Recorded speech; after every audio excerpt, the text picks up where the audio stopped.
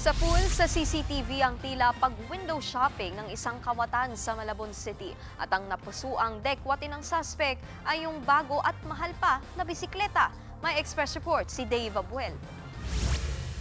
Parang residente lang sa tapat ng bahay na yan ang lalaking ito sa isang eskinita sa Barangay Dampalit, Malabon City. Sinilipan niya ang bawat bintana dahil ang lalaking yan, tirador pala ng bisikleta.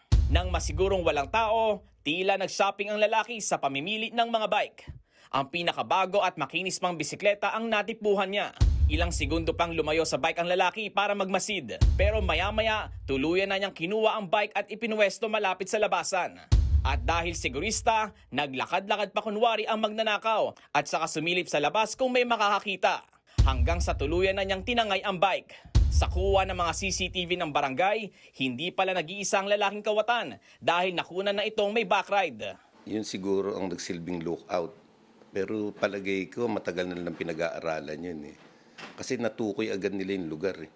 Tingin ng barangay, dayo ang dalawang kawatan. Hindi ko namumukaan eh. Palagay ko mga ilang araw na silang nagmamatsyag.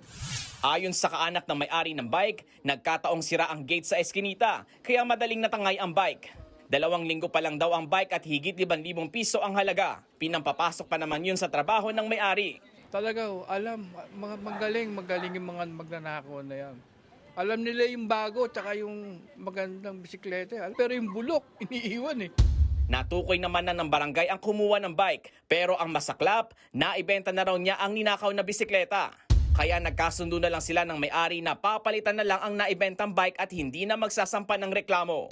Nagbabalita mula sa Frontline, Dave Abuel, News 5. Mga kapatid, Nikki de Guzman po. Para sa pasada ng mga rumaratsyadang balita, mag-follow at mag-subscribe na sa social media pages ng News 5.